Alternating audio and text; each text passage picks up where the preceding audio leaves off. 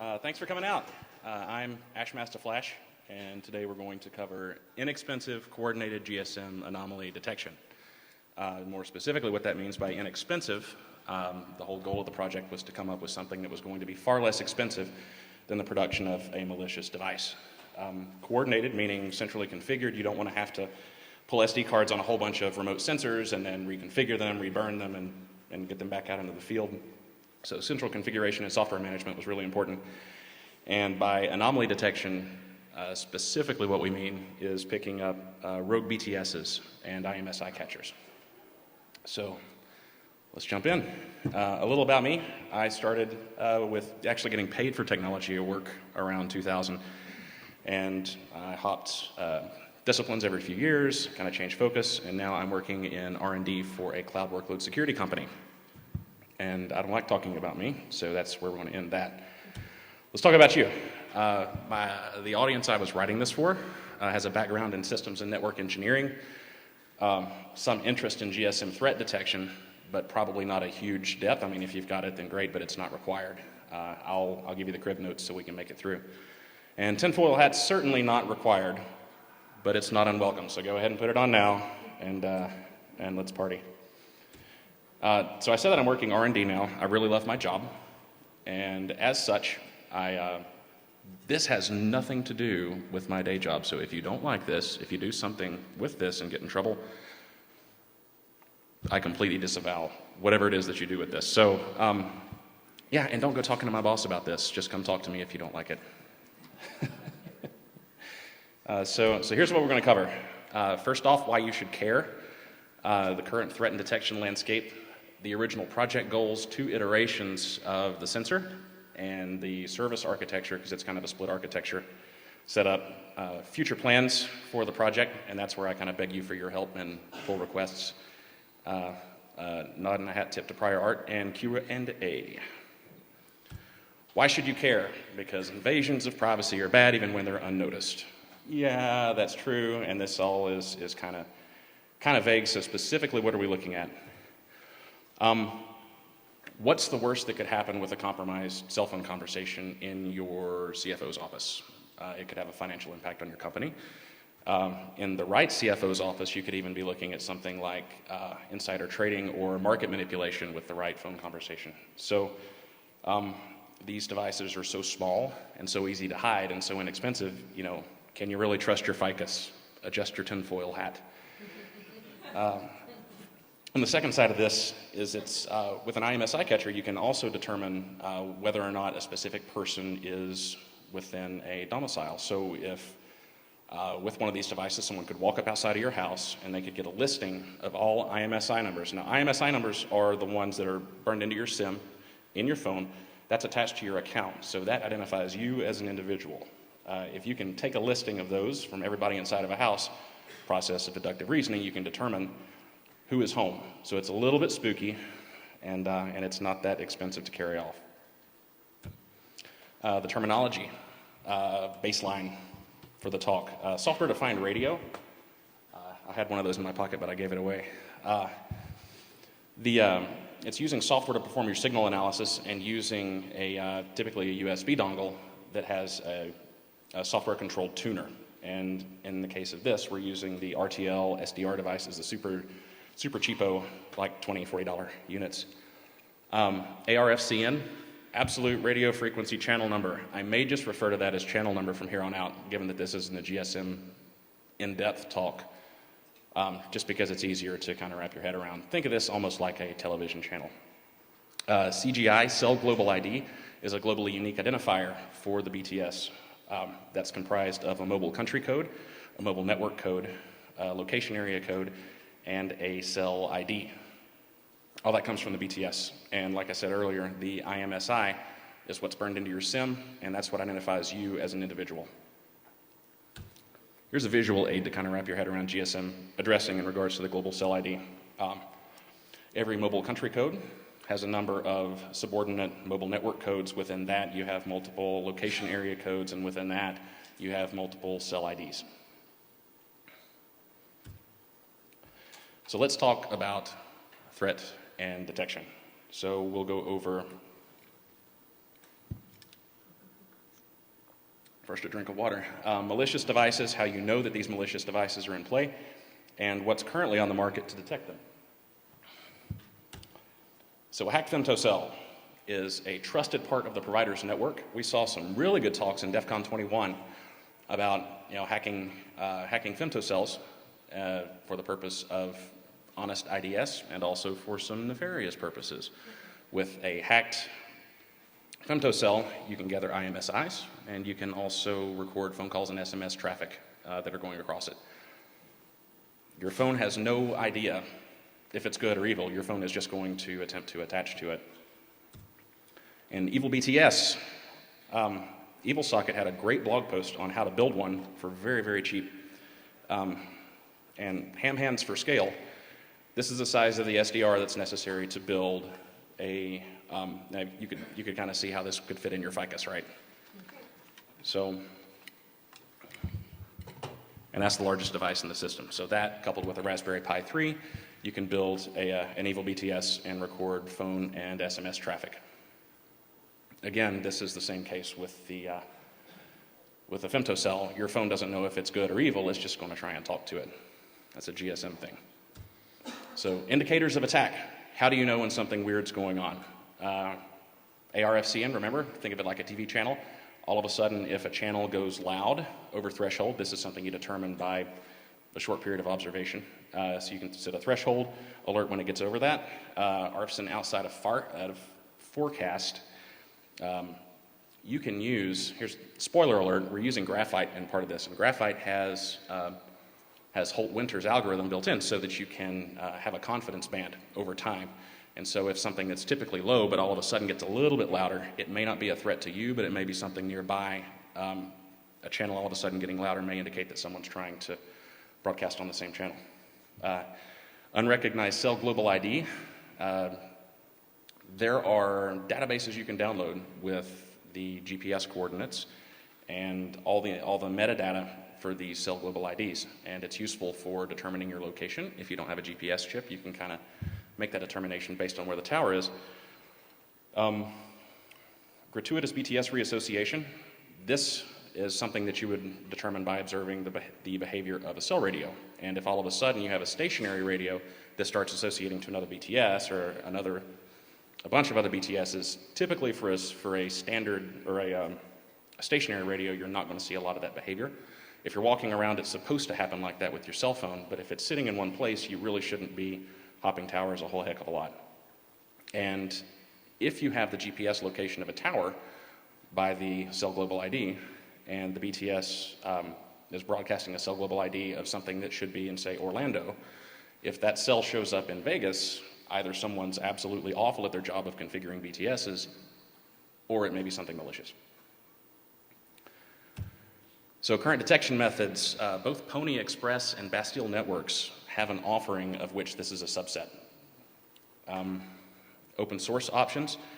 Fake BTS is a really cool project. It served as the original inspiration for this. It's a collection of shell scripts that use Wireshark and AirProbe and calibrate to make a determination as to whether or not you have malicious nearby cells. The Android IMSI catcher detector is software that you install on your phone itself, and it interacts with your cell phone's radio to determine if there's any sort of anomalous behavior. And FemtoCatcher is very close in function to the Android IMSI catcher detector, but it's specifically for catching femtocells, and it's really only effective for phones on Verizon Wireless's network. The original project goals. It's Vegas. I think it's okay to ask for what you can get for $100. So, so that was the goal, is see if I can get the target price under $100 for the first iteration. I wanted a low footprint. For the raw materials, I wanted it to be at least as small as this. And functional targets, I wanted to be able to pretty much use the indicators of attack as a metric on whether or not I would be successful detecting rogue BTSs. And centrally managed software and configuration. That was really important to me because I have really big hands, and it is such a pain to actually get those micro SD cards into the right slot in a Raspberry Pi, and I've lost so many and gotten so frustrated having to crack the case back open to get my, I didn't even want to screw around with that. I wanted to be able to drop this thing under a desk, up behind a ceiling tile, pretty much wherever you might find a malicious device. I wanted to drop this thing so that you could get good local coverage inexpensively and not have to touch it again. In the process of this, I collected a lot of hardware. I had a Raspberry Pi 2, a logarithmic antenna, a couple of Odroids, a C1 Plus and an XU4, a galaxy of red and blue and green and orange LEDs, an Intel NUC, an Intel Edison, a GSM modem, a handful of RTL SDR devices. I didn't really need all this stuff, but when you get locked into a serious hardware collection, the tendency is to push it as far as you possibly can.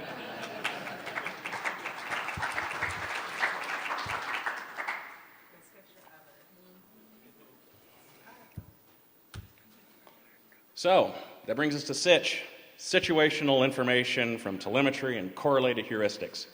And I definitely started with the acronym side of that before I came up with the words to match. So this is the first iteration of the sensor. I had an RTL SDR device. I wrote a wrapper in Python to get that into structured data using Calibrate. And all of that feeds into the main process. Also running GPSD to pull accurate GPS readings from a GPS dongle. Using logstash4 to forward scan logs. Since we have it in structured format, it's pretty easy to drop the file, and logstash picks that up, shoots it off to logstash, Elasticsearch, all that good stuff in the cloud.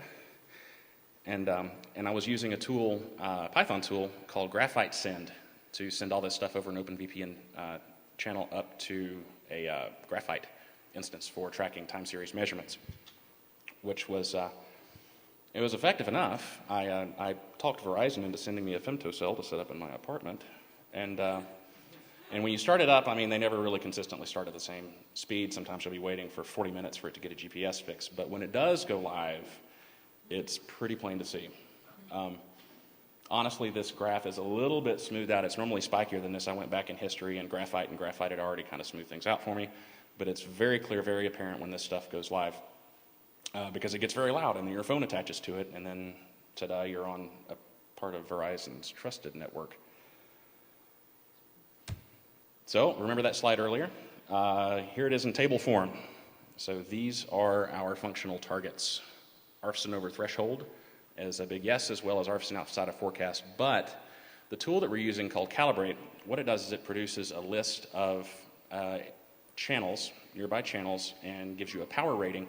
It's typically used for picking up, for determining your clock offset, because SDR devices are notorious for being drifty, and the RTL SDR devices are especially notorious depending on temperature. So those are the you actually can't get away with running those things with the lids closed. They get way, way too hot. And the price was $100. Like, it was right at about $100. Not counting the case. I mean, the case was kind of necessary for the trip out here, but just the raw components you can get for about $100, and it's pretty effective. The problem is you're looking at about 7 minutes worth of resolution, so it takes 7 minutes to scan 850 megahertz GSM using a Raspberry Pi 2, and you can actually have kind of a pretty important conversation in less than 7 minutes. So, good first iteration. I was thinking, this actually happened after I submitted my CFP. I was able to kind of prove what I was thinking. And so this is like late April, and I was thinking, I could kind of roll with this, just write on this, and maybe it'd be fine and cool. And I started looking at the source code, and I was really, really not happy with it. It was pretty horrific, and that's just not me being self-conscious. There were a few problems with this. So what's wrong with Mark 1? Main was single-threaded. And when you're pulling data from two separate devices, you can end up with some interesting situations if you've got to wait on your GPS to get a fix, and then you do your 7-minute scan of 850 megahertz GSM, then it's this sort of additive problem. You can really end up with some kind of ridiculously long scan times, especially if you're indoors trying to get a GPS fix. Another thing I didn't like is that there were two secure channels for delivering the information. It's inefficient, it's just more crap to manage, and I really kind of wanted to reduce those to one encrypted channel. So now I'm going to start the demo, and I'm going to start it early in the presentation because it takes this stuff is kind of bandwidth dependent. So I'll explain a little bit more about that. Check this out. Is this thing on? All right, so this has got a RTL SDR device, a GSM radio, it's a Raspberry Pi 2, and just some stuff to support that. So, and this thing's being provisioned from zero using the orchestration stuff I was talking about.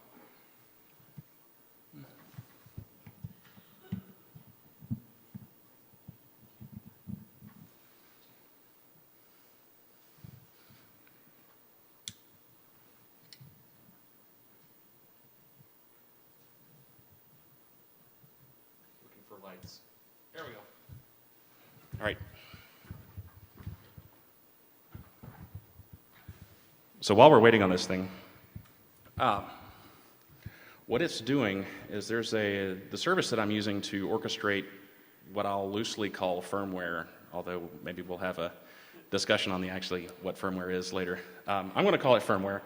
It's just a bunch of Python code, but what actually sits on the device, there's a service called Resin, and Resin has built an image to put on your Raspberry Pi that runs Docker. I can't remember the version of Linux that's based on. I'm not going to promise something up here. But what it does is it dials home to the service, and it pulls Docker images of whatever you commit. So basically what you do, this is what your deployment pipeline looks for using SITCH and Resin. So what you have, your actual user effort is you do a git commit of your code, you do a git push to Resin's repository. Everything below the orange bar is all managed by Resin. If your build completes, and I'd like to mention that if you do not do unit testing, you are going to hate your life. You will pull your eyeballs out of your head because it takes a few minutes, and it's almost like, hey, here's Python, but now I have to compile it and wait and wait. So get good at unit testing and then make that part of your commit. The commit hook will run a Docker build on your code, and if your build is successful, it'll accept the commit and moves the image into Resin's registry. And then your device it polls like every minute to the Resin service, and when you have a new container image, it just pulls down a new container image and restarts. And you don't have to touch the thing to do software updates, which is really nice if you're sticking these things up in attics and all over the place. So as far as service-side software goes, we've talked a lot about what's actually running on the sensor and what's running on the service side. Most people in here, if you're a sysadmin, you're probably familiar with Logstash, Elasticsearch, and Kibana. It's a great, fantastic open source tool, and it's super versatile. It's a part of this, as well as using Carbon and Graphite for time series database and for statistical calculation. And I'm using Tessera because as much as I love Graphite, Graphite's graphs are really not pretty. You need something to go on top of it.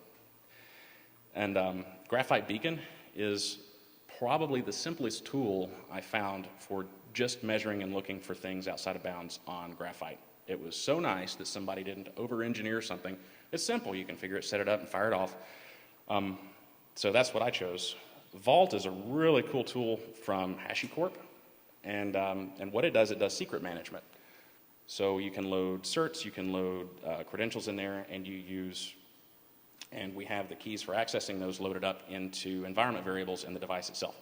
So you can do your credential rotation against Vault, and then you just bounce your whole application, through the Resin user interface, and everything comes back up, gets its credentials, and all those credentials are written on the sensor to a RAM disk, so that if somebody does jerk the power, it's at least a little more difficult. I know, with physical contact, all of your security should be considered null, but at least it makes it a little bit more difficult to uncover your crypto material. Resin is the service that I use to manage the software, and Slack is where the notifications come out, because at least you can do it over IP, and you're not relying on SMS when GSM may or may not be, a friendly area.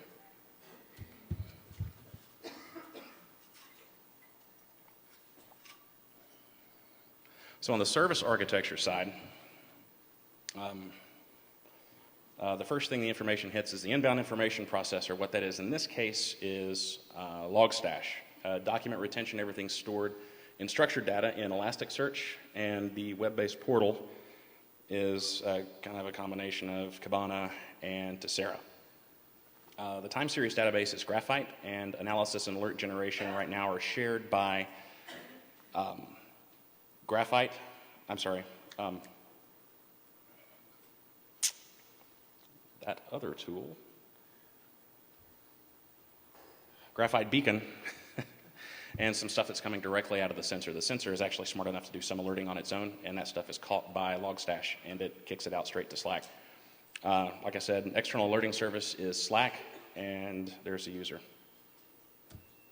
So the intelligence feed, if you're going to make a determination on on the location of all of these GSM towers, you don't want to do your own site survey and then compile your own database. You really kind of want to look and see if somebody else has already done that. The Open Cell ID database is out there, and it's super useful. The only thing I think it didn't contain that I really wanted was the carrier name, because you can make that determination using the MCC and MNC parts of the Cell Global ID. So thank God for Twilio and their free pricing API, because you can just pull all of that stuff down. API key is free. And the way that this works is it's all because once you start using Docker for something, you just want to use it for everything. And so I have this Docker container that I can run as a job. And it goes out, it pulls down the Open Cell ID database, it merges that with the information of the Twilio pricing API, and it throws this stuff out into files based on MCC. The reason that's sliced up is because that database file is so huge that you want to have this kind of broken up, and knowing the country that you're operating in, you should be able to determine the mobile country codes that you need to be downloading for. So it reduces the download size, but truth in advertising is, as much as I want this live demo to work, it is a lot of information, and maybe it won't be able to download everything in time. If it doesn't, I've got a video, and I'm sure this probably wouldn't be the first time a live demo fell over at DEF CON. So, oh, if you insist.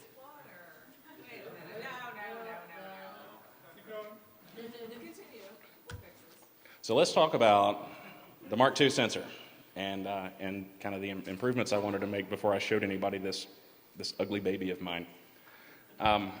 So there's a component, the SIM808 collector, that interacts with a GSM modem to actually function in a way that's somewhat similar to the way the Android IMS eye catcher detector works, by interacting with your phone's GSM components. So everything that you see in green is its own thread off of the main process. So that way you can concurrently run collections against your GSM modem as well as your RTL SDR device, so that you don't have to wait 7 minutes and then do it. It's just decided to forego all of that. Everything that you see in blue is a first in, first out buffer. So all of this scan information goes into the enrichment buffer, and the enricher thread picks it up. Enricher thread compares that against the enrichment database that you pull down based on the MCC file. Yes, the MCC file that comes down.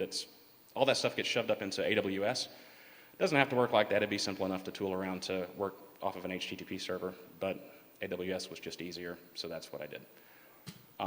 And the emitter can emit straight to scan logs, which are picked up by Logstash Forwarder, or you could point it off to the Logstash server itself. I felt a lot more comfortable having it work with Logstash Forwarder, because Logstash Forwarder can run its own buffer if you end up with loss of communication. It just seemed like the smarter thing to do to not have everything just pipelined up in memory on one of these small little devices. And everything goes up to Logstash over that single channel, no longer using OpenVPN. And Logstash has some great output plugins that you can use to take that structured information that's coming in and spit it right out to Graphite.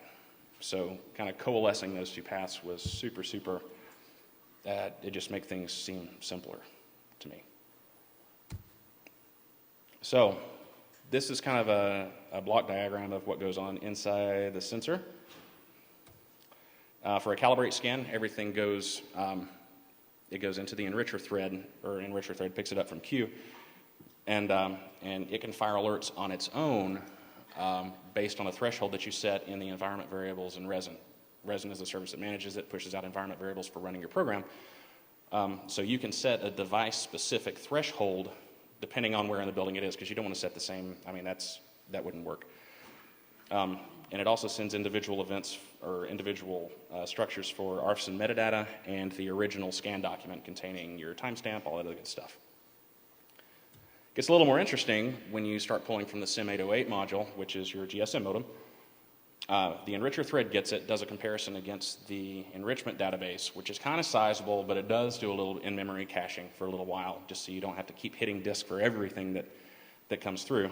And it can do alerts on changes in the primary cell global ID. It can do alerts on the cell global ID not being in database, and it can also do alerts on the cell global ID not being in range based on the geolocation that's coming down through the feed. What I kind of want to draw your attention to is this calculation is actually happening on the Raspberry Pi. So the idea is that you should be able to stand this stuff up and have a fairly small compute overhead compared to some other services, because a lot of the compute's happening on the device itself. So doing stuff like geospatial calculations, stuff like that, you don't have to do all of that stuff, because something I failed to mention earlier, remember I said that there's about a 7-minute delay on getting results with an RTL SDR device. When you throw one of those little GSM devices into engineering mode, it's every few seconds you get a list of all of your nearby cells by preference according to the GSM. So the RTL SDR device is more of an objective observation. I see these channels, here's the power, but you're interrogating the GSM modem actually tells you what it prefers. So the stuff that's a little more GSM heavy, of why do I prefer this tower over another, takes care of all of that, and you can just query the GSM modem and ask it, what do you prefer the most? And you can tell when your primary changes, and you cut the resolution from around 7 minutes down to just a few seconds. Woo! So this is what you see in Slack when after the thing gets started and gets warmed up. These alerts are for things like not being in the feed database, other stuff like that, and you also get alerts for graphite beacon when you have problems with anomalies being detected when things fall outside of the forecasted expectation for your time series measurements.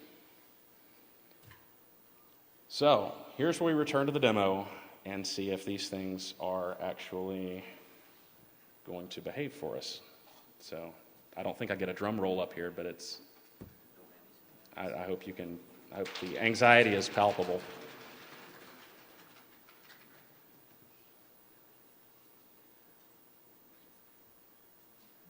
Woohoo! Let me just truck this over there. Sorry,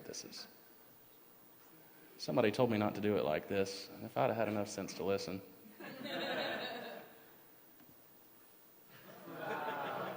What? All right. Yeah, thanks. I probably need that. Where did you go? All right. So. You've gone to 12. Every failure goes down a few years. Here in a minute, you're going to have me some Jack Daniels, and I'll know I just need to walk off stage. Let's try mirroring for the win. All right, can you see that? Okay, so it actually was able to download all of the feed database and everything. I'm going to take a drink. Live demo, y'all. No Patron for you. No, we don't want that. All right, so this is what it looks like in Resin. And with Resin, you can truth in advertising. One of these I plugged in the speaker's green room just because I was afraid that it wouldn't have enough time to download all of the things. And the one that I plugged up a few minutes ago, let's see how far along it is. This one's called Misty Mountain. Isn't that beautiful? Okay, so, yep, still downloading. Depending on bandwidth, it can take a little while. The initial download, so you've got a couple of minutes at the beginning. When you pop in the SD card, it reformats it to work right for Resin's operating system. And then it dials home to Resin's service, and it starts pulling your Docker image down. This is actually a lot smaller. Originally, I tried doing this with GNU Radio, and oh my God, that thing is a monster. So you start dealing with image sizes over 2 gigs, and Raspberry Pis struggle with it. It is my hope that someday that I can get GNU Radio trimmed down enough, because I think that, and especially the GNU Radio GSM project, Peter Kreisig put that together. So if you're looking for something fun to play around with, I highly recommend that. I was hoping to get that originally worked into this, but I think ARM's going to have to get a little bit more powerful with the stuff that you can buy off the shelf before we'll actually be able to get GNU Radio working at least the way that I need for this project. But check out GRGSM if you have a minute. It's some awesome stuff. Now let's go back to the working sensor.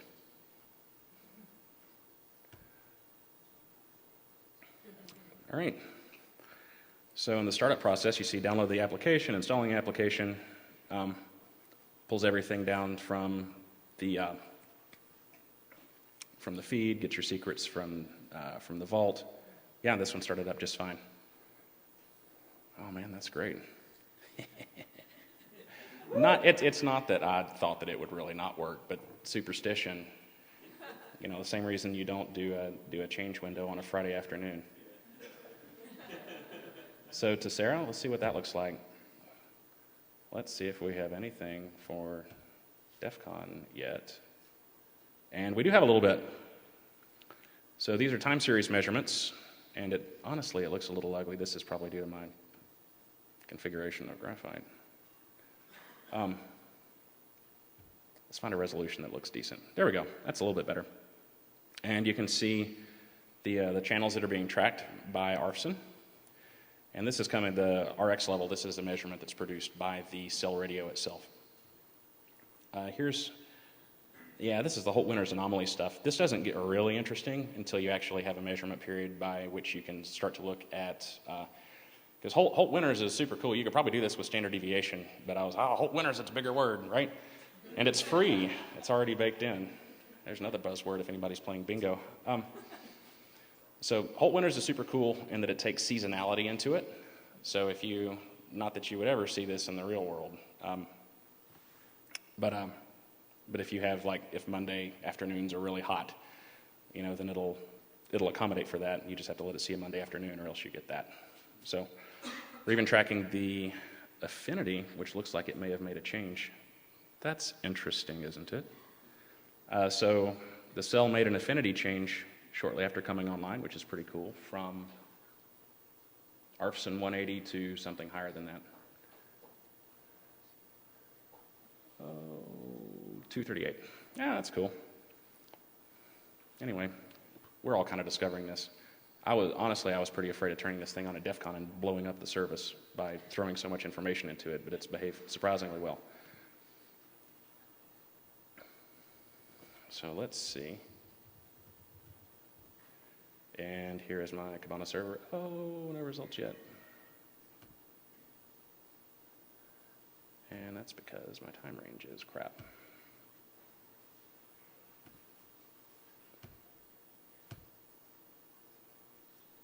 All right. There's that. Let's trim that down a little bit to 2 hours. And there you can see we started getting stuff coming through. And scans of all type. And this is all structured data, so if you wanted to build something on top of it just to interrogate Elasticsearch and pull these results out, go nuts. All this stuff is going to be released open source after the talk. So I hope that somebody out there enjoys this thing after how much time I spent doing it.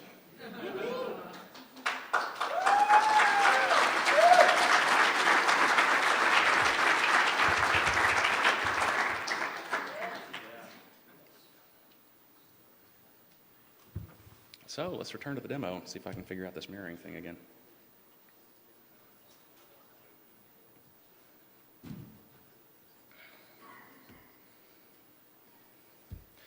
All right, so summary of Mark 1 and Mark 2 functionality. So like we discussed earlier, ARFSON over threshold and outside of forecast worked great with the first one. It was just really slow to return results. 7 minutes, you've already told them your stock trading tips, and somebody else has them too.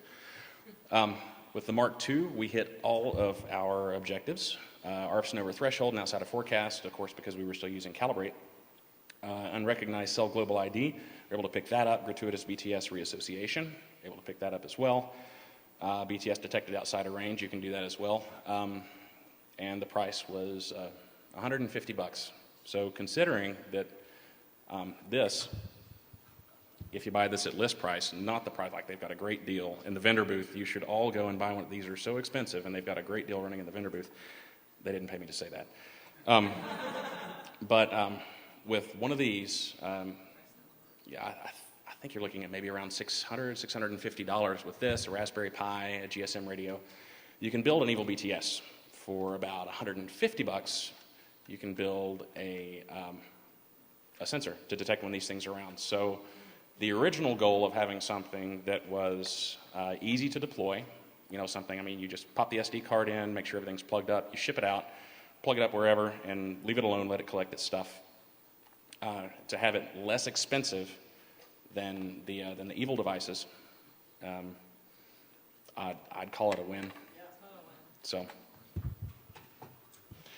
there's that. Going forward, this is what I kind of like to do with it. Automatic device detection. Something I shielded you guys from was all the environment variables you have to configure. Some of them you want to have to configure, you know, like what is the, you know, the key to retrieve all of my information from Vault, right? You don't want just your certs just hanging out there. So there's that. I'd like to do device and service heartbeats, because right now that's something that you just kind of have to infer, because you'll start getting graphite alarms. But it's really something you just have to infer. I'd like to get more specific with that.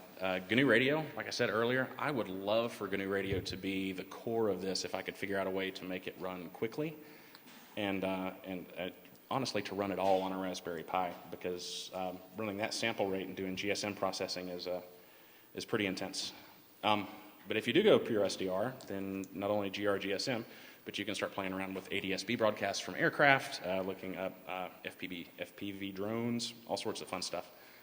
And maybe even running connectors for Ubertooth 1 and Yardstick 1, because those are some kind of fun things to play around with. And if you never have to touch the thing except to install new hardware, why not, right? So here's a hat tip and thanks to our prior art.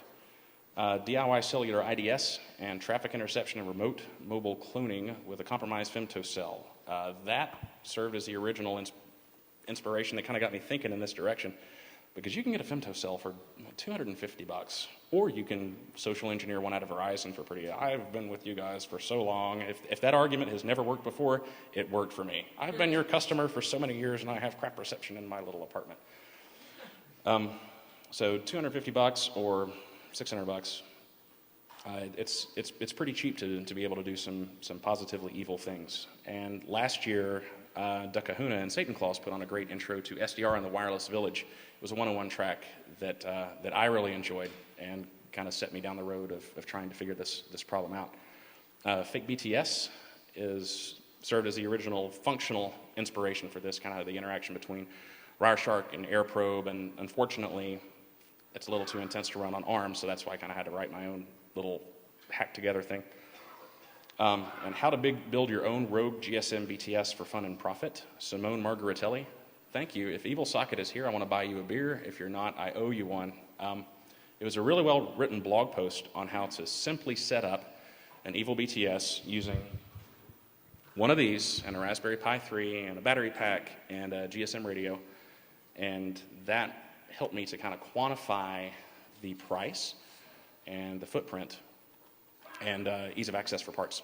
So thank you, Evil Socket. That was a huge help for this talk and gave me a really good solid target to shoot for.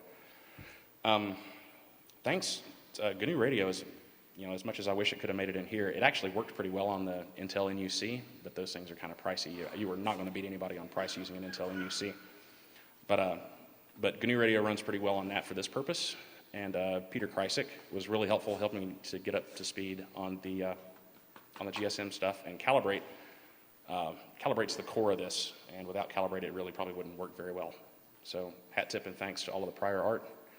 And thanks to all these fools. John Menerick made a not small investment in test hardware. He was one of my first beta testers. So John, if you're out there, thanks a bunch. Maybe not. Gillis Jones, super helpful. Great advice.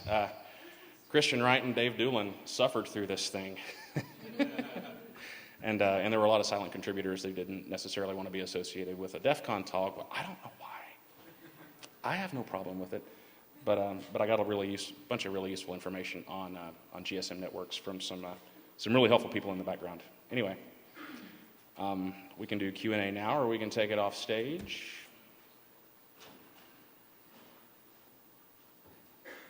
Were you going to release the open source? Yep, I'm going to release it as soon as I get to a reasonably secure network. And on your DEF CON CD, there's a white paper with the links in it. Alternatively, my handle is ashmastaflash. Check me out on Twitter, and I'll post there, and I may see if I can squeeze an email through full disclosure as well. Ashmastaflash. 2 A's. All right. Thanks a whole bunch, everybody.